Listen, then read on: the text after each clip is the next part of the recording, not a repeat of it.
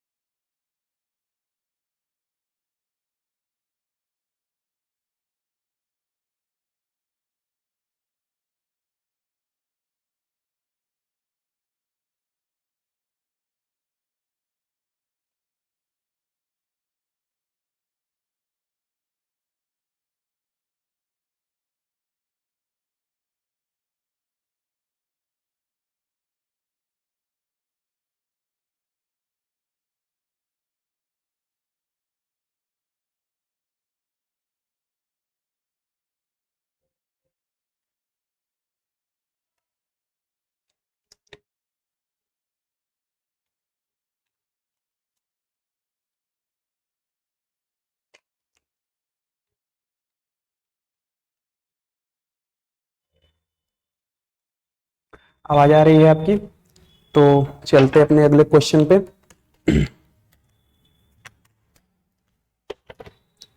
Question दिया हुआ है हमारा, पृथ्वी के मौसम में सभी परिवर्तन के कारण होते हैं। तो यहाँ पे आपको ऑप्शन दिया हुआ है ऊंचाई, ज्वार, सूर्य और चंद्रमा। तो पृथ्वी के हमारे मौसम में जो परिवर्तन के सब मुख्य कारण है वो होता है सूर्य। सूर्य के कारण ही हमारे पृथ्वी पर अधिकांश मामलों में मौसम में परिवर्तन होता है। तो इसका ऑप्शन जो होगा सी सूर्य होगा, क्योंकि देखिए सूर्य का गुरुत्वाकर्षण बल के कारण और चंद्रमा के गुरुत्वाकर्षण के कारण बल भी यहाँ पे ज्वार भाटा आता है। दोनों अगर समकोण पे हो तो बृहद ज्वार आता है, इसलिए इसका ऑप्शन जो होगा सी सही होगा। अगले क्वेश्चन पे अपने चलते हैं। अगला क्वेश्चन दिया हुआ है, चंद्रमा के संबंध में निम्नलिखित में से कौन सा कथन सही है। पहला कथन पढ़ते हैं हम लोग। अमावस्या के बाद पृथ्वी से दिखाई देने वाले चंद्रमा का प्रकाशित भाग का आकार प्रतिदिन बढ़ता जाता है। तो अमावस्या का अर्थ यह हुआ कि पूरा अंधेरी रात होती है, तो उसके बाद से दिया हुआ है कि प्रकाशित भाग प्रतिदिन बढ़ता जाता है। तो ये बिल्कुल सही है, क्योंकि अमावस्या जब होती है तो उसके बाद से चंद्रमा का आकार धीरे धीरे बढ़ता जाता है। वो क्योंकि वो होता है शुक्ल पक्ष का दिन कहलाता है। अमावस्या के बाद का दिन शुक्ल पक्ष कहलाता है, तो ये सही होगा। और दिया हुआ है दूसरा, पूर्णिमा के बाद पृथ्वी से दिखाई देने वाले चंद्रमा के प्रकाशित भाग का आकार प्रतिदिन घटता रहता है। तो जब पूर्णिमा आती है तो पूर्णिमा के बाद चंद्रमा का प्रकाश जो है घटता जाता है, तो उसे कृष्ण पक्ष कहते हैं। तो जैसे अमावस्या के पास जाता है, तो ये भी ऑप्शन जो है सही है। तो 1 और 2 दोनों ही सही है, तो इसका ऑप्शन ए होगा। ये दोनों ही सही है। आइए चलते हैं अपने अगले क्वेश्चन पे। निम्नलिखित में से कौन सा बौना ग्रह मुख्य क्षुद्र ग्रह बेल्ट में स्थित है। तो बौना ग्रह के बारे में पूछा है और क्षुद्र ग्रह के बेल्ट में कौन सा स्थित है। ऑप्शन दिया हुआ है आपको एरिस, मेकमेक, सेरेस और होमिया। ये चारों ही क्षुद्र ग्रह बौना ग्रह कहलाते हैं, जिन्हें ड्वार्फ प्लैनेट के नाम से जानते हैं। ड्वार्फ प्लैनेट उन्हें कहते हैं जो खगोल शास्त्रियों ने 3 नियम स्थापित किए हैं ग्रहों के लिए। तो ग्रहों की श्रेणी में बौना ग्रह एक नियम फॉलो नहीं करते, इसलिए इनको बौना ग्रह के श्रेणी में रखा गया हुआ है। तो 3 नियम ये थे कि सूर्य के चारों ओर चक्कर लगाने चाहिए और ग्रहों के पास एक उतना गुरुत्वाकर्षण हो ताकि वो अपने द्रव्यमान को हासिल कर सके और गोलाकार रहें। और तीसरा दिया हुआ था अपनी वृत्ताकार कक्षा में रहें। तो ये जो ड्वार्फ प्लैनेट्स थे वो वृत्ताकार कक्षा में नहीं थे, क्योंकि अपनी कक्षा से बाहर जा रहे थे, इसलिए इनको बौना ग्रह के श्रेणी में रखा गया था। और क्षुद्र ग्रह बेल्ट, एस्ट्रॉइड बेल्ट जो होती है मंगल से लेके बृहस्पति तक होती है, उसके बीच हमारे क्षुद्र ग्रह उपस्थित होते हैं। तो दिया हुआ है आपको ऑप्शन एरिस, मेकमेक, सेरेस और होमिया। तो इसका जो सही ऑप्शन होगा वो होगा सेरेस। ये जो बौना ग्रह वो क्षुद्र ग्रह की बेल्ट में स्थित है, अर्थात मंगल और जुपिटर के बीच में स्थित है। तो इसका सही ऑप्शन होगा सेरेस। एरिस ऑप्शन दिया हुआ है। एरिस ये सबसे बड़ा क्षुद्र बौना ग्रह है, ड्वार्फ प्लैनेट की श्रेणी में सबसे बड़ा यही है। और ये मेकमेक जो है, अगर देखा जाए तो बौनों ग्रह में दूसरा सबसे चमकीला है। पहला जो है हमारा प्लूटो है, सबसे चमकीला बौना ग्रह प्लूटो है, और दूसरे नंबर पे मेकमेक है। अगर आपसे पूछ ले सबसे चमकीला बौना ग्रह कौन सा है, तो प्लूटो बताएंगे, और दूसरा सबसे चमकीला तो मेकमेक बताएंगे। आइए चलते अपने अगले क्वेश्चन पे। अगला क्वेश्चन दिया हुआ है, निम्नलिखित में से किस खगोलीय पिंड में चोरोन नामक एक प्राकृतिक उपग्रह है। तो दिया हुआ है ऑप्शन होया, प्लूटो, मंगल और शनि। प्राकृतिक उपग्रह है चोरोन नामक, तो इसका जो सही आंसर होगा वो होगा प्लूटो। इसी का प्राकृतिक उपग्रह जो चोरोन नामक है यही है। तो आइए चलते हैं अगले क्वेश्चन पे अपने। अगला क्वेश्चन दिया हुआ है, निम्नलिखित में से कौन सा सौरमंडल का सबसे वायवीय ग्रह है। दिया हुआ है आपको ऑप्शन नेपच्यून, यूरेनस, शनि और मंगल। मंगल को तो लाल ग्रह के नाम से जानते हैं, शनि जो है वलयाकार होता है, यूरेनस बहुत ही बर्फीला और ठंडा ग्रह है, और वायवीय ग्रह नेपच्यून को कहा जाता है। यहाँ पे बहुत ही अधिक मात्रा में मौसम परिवर्तन होते हैं और बहुत ही तेज रफ्तार में हवा बहती है। यहाँ पर लगभग बताया जाता है कि 2100 किलोमीटर प्रति घंटे के रफ्तार से यहाँ पर हवाएं चलती है। आप अंदाजा लगा सकते हैं कितनी तेज हवा होगी। और यहाँ पर मौसम काफी समय जल्दी ही बदलाव होता रहता है, तो इसलिए इसका ऑप्शन होगा ए सही होगा। आइए चलते हैं अपने अगले क्वेश्चन पे। ऑप्शन दिया हुआ है, चंद्रमा या एक उपग्रह की कक्षा में पृथ्वी के निकटतम बिंदु को क्या कहते हैं। मतलब पृथ्वी से सबसे निकटतम बिंदु को क्या कहते हैं। दिया हुआ आपको ऑप्शन उपभू, ग्रहण, गजपृष्ठ और अपभू। तो अपभू का मतलब होता है उपभू का मतलब होता है जब चंद्रमा सबसे करीब होता है हमारे पृथ्वी के, तो उस स्थिति को उपभू कहते हैं। तो इसका जो सही आंसर होगा ऑप्शन ए ही होगा, क्योंकि निकटतम बिंदु को ही उपभू कहते हैं। यहाँ पर चंद्रमा और पृथ्वी की लगभग दूरी जो होती है 3,64,000 किलोमीटर लगभग होती है।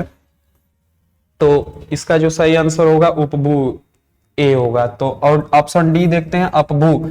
ये जब पृथ्वी के सबसे दूरी पर स्थित होता है चंद्रमा, तो इस स्थिति को लगभग कहते हैं अपभू। तो इसकी जो दूरी होती है 4,06,000 लगभग किलोमीटर होती है। इस स्थिति को अपभू कहते हैं। तो इसका जो सही आंसर होगा सी होगा। और जो चंद्रमा से पृथ्वी की औसत दूरी है लगभग 3,82,000 किलोमीटर है, वो औसत दूरी है। और ये निकटतम बिंदु है पृथ्वी के, और ये दूरतम बिंदु है। अगले क्वेश्चन पे चलते हैं। दो क्रमागत अमावस्या के बीच लगभग दिनों की अवधि होती है। ऑप्शन दिया हुआ है 15.5, 28.5, 29.5 और 15।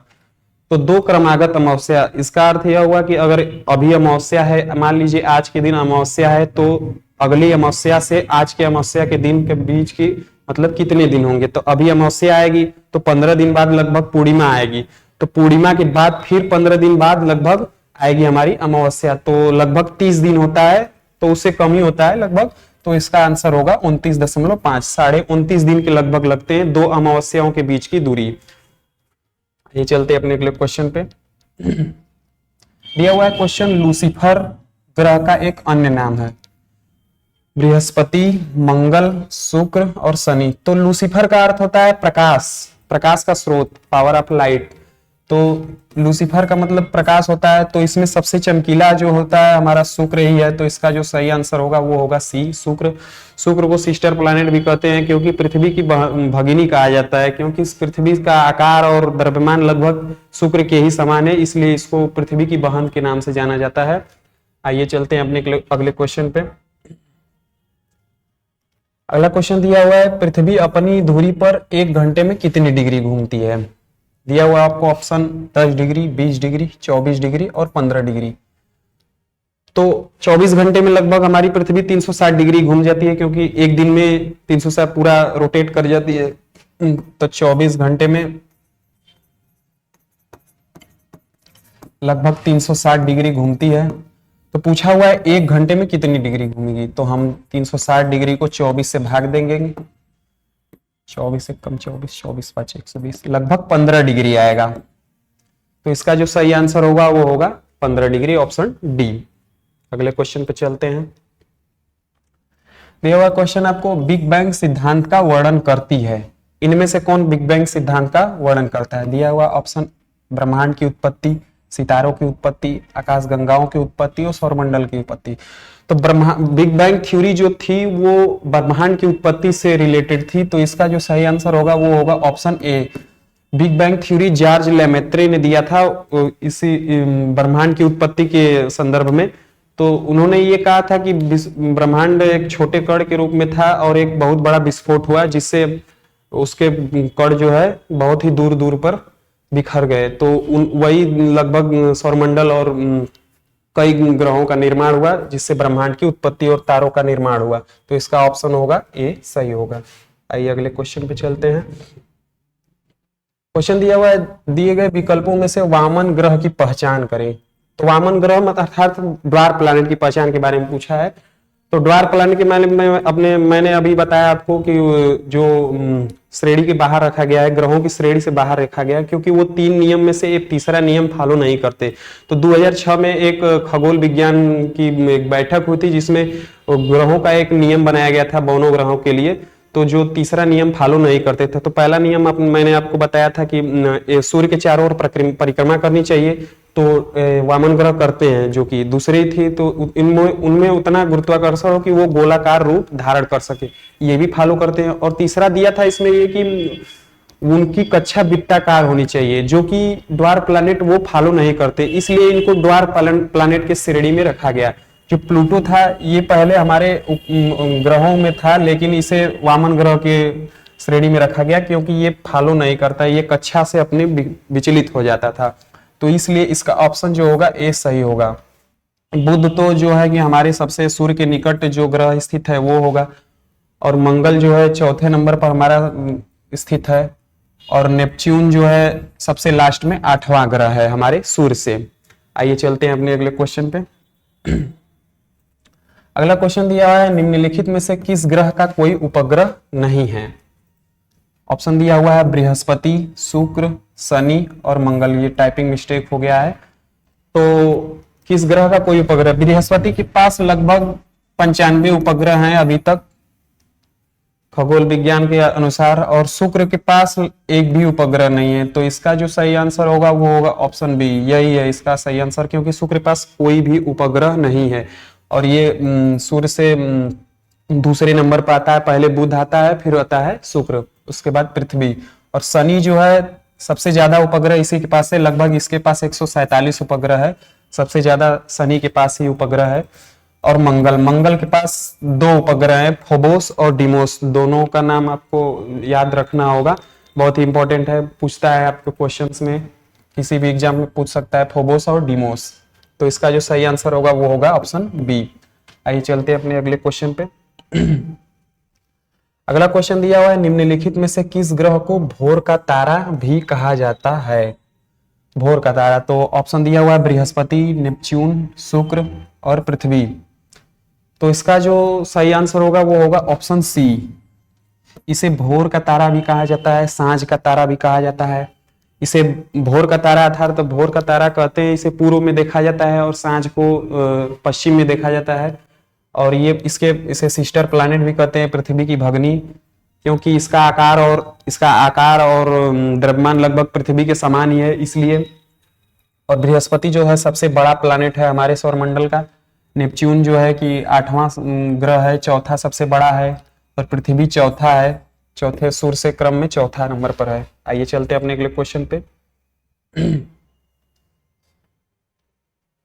अगला क्वेश्चन दिया हुआ है, जमी हुई गैसों, चट्टान और धूल के ब्रह्मांडी हिम गोले, कॉस्मिक स्नोबॉल्स जो सूर्य की परिक्रमा करते हैं कहलाते हैं। ऑप्शन दिया हुआ है उल्का, तारा, उल्का पिंड और धूमकेतु। तो इसका जो सही आंसर होगा वो होगा धूमकेतु। धूमकेतु को ही जमी हुई गैस और चट्टान के रूप में जाना जाता है।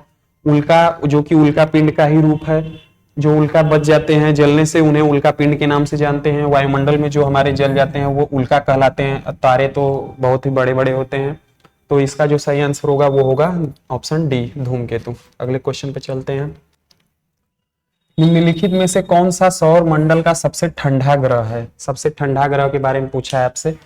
दिया हुआ ऑप्शन मंगल, नेपच्यून, शनि और यूरेनस। तो इसका जो सही आंसर होगा वो होगा ऑप्शन डी, सबसे ठंडा ग्रह यही है, ऑप्शन डी। यूरेनस ही सबसे बर्फीले गैस का दानव के नाम से भी इसे जानते हैं हम।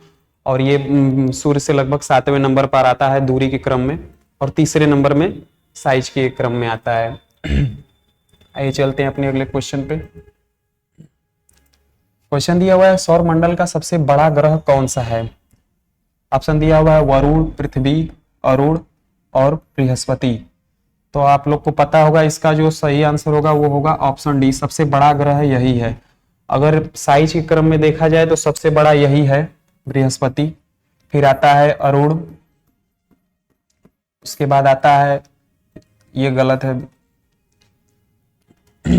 शनि आता है, उसके बाद आता है अरुण, उसके बाद आता है वरुण,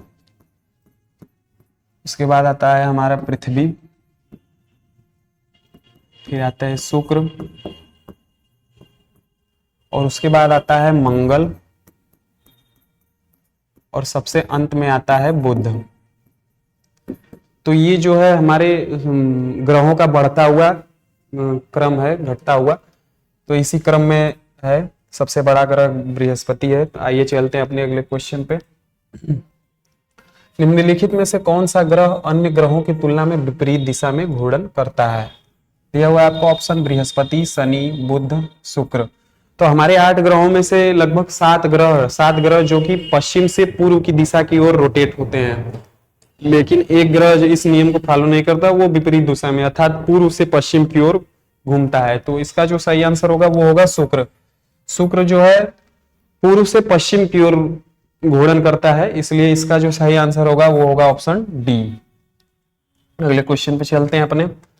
अगला क्वेश्चन दिया हुआ है चंद्रमा लगभग चक्कर लगाता है, पृथ्वी का कितने दिनों में लगभग चक्कर लगाता है? 21 दिया हुआ है, 23, 27 और 25। तो लगभग चंद्रमा 27 दशमलव कुछ घंटों में, 27 दिन और कुछ घंटों में चक्कर लगा लेता है। तो इसका जो सही आंसर होगा वो होगा ऑप्शन सी, 27 दिनों में वो चक्कर लगा जाता है। तो अगले क्वेश्चन पे अपने चलते हैं। अगला क्वेश्चन दिया है निम्नलिखित में से किस ग्रह की परिक्रमण अवधि सबसे कम है? परिक्रमण अवधि अर्थात सूर्य के चारों ओर घूमने की अवधि के बारे में पूछा है। सबसे कम समय में कौन सा ग्रह सूर्य के चारों ओर घूम जाता है? तो दिया हुआ है बुध, बृहस्पति और मंगल और शुक्र। तो बुध जो है लगभग 88 दिनों में सूर्य के चारों ओर घूम जाता है और अपनी धुरी पर लगभग 56.65 घंटों में घूम जाता है। और बृहस्पति जो है सूर्य के चारों ओर लगभग 12 वर्ष लगाता है घूमने में। और जो मंगल है वो 687 दिन लगाता है। और शुक्र है जो 225 दिन लगाता है घूमने में। तो इस सबसे कम अवधि तो पूछा है, तो बुध इसका आंसर होगा बुध, क्योंकि ये सबसे पास भी है इसलिए इसको सबसे कम समय में लगे, दूरी से कम है इसलिए सबसे कम समय लगेगा इसको चक्कर लगाने में। अगले क्वेश्चन पे आते हैं। अगला क्वेश्चन दिया हुआ है मंगल ग्रह अपने अक्ष पर एक चक्कर लगभग कितने समय में पूरा करता है? तो ऑप्शन दिया हुआ है लगभग 16 घंटे, 8 घंटे, 1 घंटे, 18 दिन और 1 दिन। तो अपने अक्ष पर लगभग मंगल 1 दिन में ही पूरा कर लेता है, रोटेट हो जाता है 1 दिन। तो इसका जो सही आंसर होगा वो होगा ऑप्शन डी। तो आज के लिए बस इतना ही दोस्तों, आइए मिलते हैं अपने अगले सेशन में। धन्यवाद।